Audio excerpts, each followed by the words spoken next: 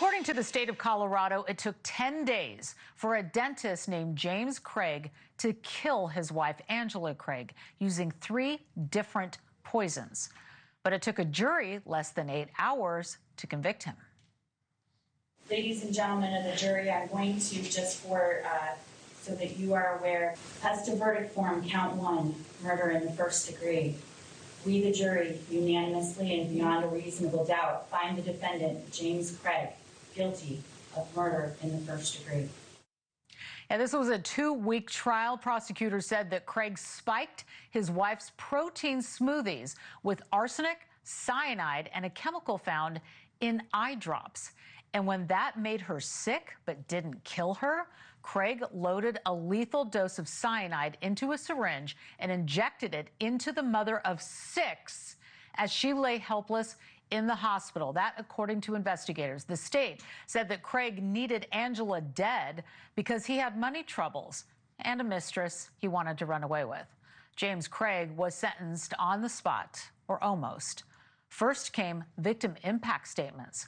One from the couple's 21-year-old daughter who said, and I quote, "I want my mom. I want more than anything to go home at the end of the day and just give her a hug and call her and tell her about the crazy stuff that's happened." The killer wept at those words, but the victim's sister said they were really just crocodile tears. She said that Craig is a pretender and a liar and a snake in the grass. And the judge agreed, handing down a sentence of life in prison without the possibility of parole. Joining me now is defense attorney Eric Faddis, who's not involved in this case, but he's been in court from the very beginning. So I'm so interested to talk to you because this was a quick verdict, relatively speaking. Was there anything about the verdict that surprised you? You've been in court. Laura, not a shock to me and not a shock to many. I mean, the prosecution really had a mountain of evidence here.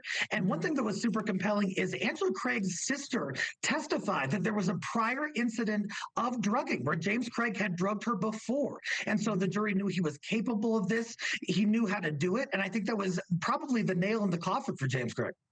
You know, we're always watching the defendant at the table to see what they're acting like, passing notes, what they look like. What was his reaction during the verdict and really his mood during the rest of the trial?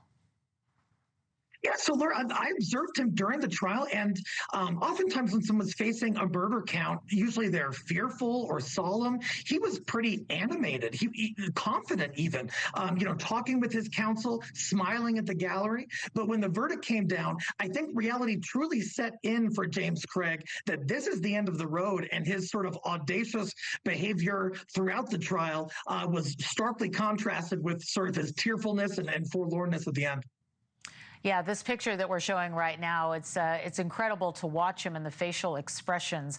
And I can imagine the victim's family sitting in there watching him, knowing what he has done. I also understand the jury rendered a single not guilty verdict. Explain what that is for us. So my interpretation is that that was what's called a lesser non-included offense. I think the prosecution was concerned that the defense might argue that James Craig assisted in the suicide of Angela Craig but didn't kill her. So for CYA purposes, they brought that charge just to kind of cover everything. And so it makes sense that there was not guilty on that charge because the jury instead concluded that he intentionally and after premeditation killed his wife. I feel like we always hear about victim impact statements after a sentence. Sometimes there's some breathing room on the calendar. Were you surprised that his children delivered victim impact statements and that is normal to have it happen right away? Oftentimes sentencing will be set out a number of weeks or even months. But in this case, according to Colorado law, the sentence was clear. It had to be a life in prison without the possibility of parole. So the victim impact statements couldn't really change anything that would happen with respect to James Craig's consequence. I think the judge really wanted to get some finality in this case and hopefully some sense of closure for these victims. Yeah, and I understand that Craig's defense never called a single witness. What was the legal strategy with that, you think?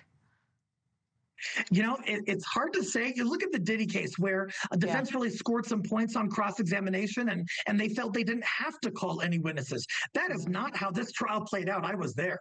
And so I think the jury was expecting, hey, at least a handful of witnesses to support defense's theory that Angela Craig was suicidal, but there were no such witnesses. And the jury, like you said, only spent about 8 hours deciding the case. Killing her with these protein shakes. I mean, it's just absolutely unbelievable. We got to leave it there. Thank you so much for your time. Eric Faddis, appreciate you. Good to be with you. Thank you for watching. Subscribe below and download our NewsNation app right now on your phone, and you will get fact-based, unbiased news for all Americans.